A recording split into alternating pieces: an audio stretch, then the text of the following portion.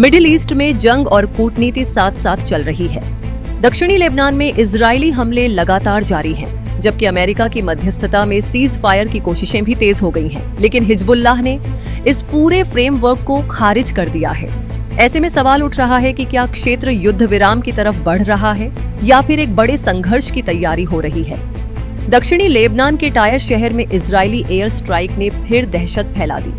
जाबल आमेल अस्पताल के पास कई मिसाइलें दागी गईं, जिसमें कम से कम 12 लोग घायल हुए। हमले में आसपास की इमारतों और बैंक को भारी नुकसान पहुंचा। स्थानीय अधिकारियों का आरोप है कि अस्पताल के आसपास लगातार हमले करके मेडिकल सिस्टम को डराने की कोशिश की जा रही है। इजरायली सेना का कहना है कि दक्षिणी लेबनान में ऑपरेशन अभी जारी रहेगा। पिछले 4 दिनों में 63 इजरायली सैनिकों के घायल होने की बात भी सामने आई है।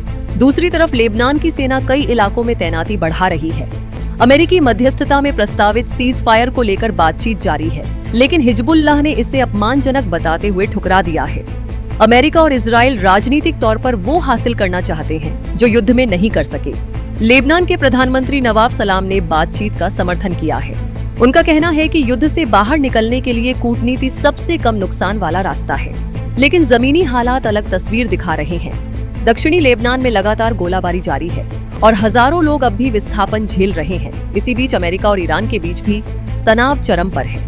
अमेरिकी राष्ट्रपति डोनाल्ड ट्रंप ने बड़ा खुलासा करते हुए कहा कि अमेरिका ने ईरान से संवर्धित यूरेनियम हासिल करने के लिए सैन्य ऑपरेशन पर विचार किया था। हालांकि भारी जोखिम और अमेरिकी सैनिकों की सुरक्षा को देखते हुए योजना रद्द कर दी गई। अगर डील होती है तो ईरान के सुप्रीम लीडर से मुलाकात संभव है। ट्रंप के बयान ने साफ कर दिया है कि वॉशिंगटन अब सैन्य दबाव और कूटनीतिक बातचीत दोनों रास्तों पर आगे बढ़ रहा है, लेकिन ईरान झुकने के मूड में नहीं दिख रहा। ईरानी विदेश मंत्री अब्बास अरागची ने कहा है कि अमेरिका को ताकतवर ईरान की वास्तविकता स्वीकार करनी होगी। तनाव का असर पूरी खाड़ी पर दिखाई दे रहा है। कुवैत एयरपोर्ट पर कथित ड्रोन धमाके के बाद सुरक्षा अलर्ट बढ़ा दिया गया है। ओमान के मीना अल फहल ओनियल टर्मिनल पर भी धमाके के बाद तेल लॉडिंग अस्थायी रूप से रोक दी गई। हालांकि ओमान सरकार ने अभी तक आधिकारिक पुष्टि नहीं की है। अमेरिकी नाकेबंदी के बीच ईरान अब इराक के कसर बंदरगाह के जरिए व्यापार बढ़ा रहा है। रिपोर्ट्स के मुताबिक अमेरिकी दबाव की वजह से ईरानी तेल निर्यात में भारी गिरावट आई है। बड़े तेल टैंकरों की जगह अब छोटे जहाजों का इस्तेमाल किया जा रहा है ताकि अमेरिकी निगरानी से बचा जा सके।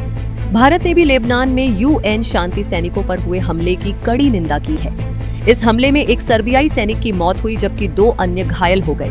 संयुक्त राष्ट्र ने इसे अंतर्राष्ट्रीय मानवीय कानून का गंभीर उल्लंघन बताया है। अब पूरी दुनिया की नजरें अमेरिका, ईरान, इजराइल और लेबनान के बीच चल रही बातचीत पर हैं। अगर बातचीत सफल होती है तो एक अस्थायी राहत मिल सकती है, लेकिन अगर वार्ता विफल हुई तो मिडिल ईस्ट एक और बड़े युद्ध की आग में झुलस सकता है। लेबनान से लेकर तेहरान और वॉशिंगटन तक बयानबाजी तेज है, मिसाइलें दागी जा रही हैं और कूटनीति भी जारी है। लेकिन सबसे बड़ा सवाल यही है कि क्या यह संघर्ष बातचीत की मेज पर रुकेगा या फिर आने वाले दिनों में पूरा क्षेत्र एक व्यापक युद्ध की चपेट में आ जाएगा।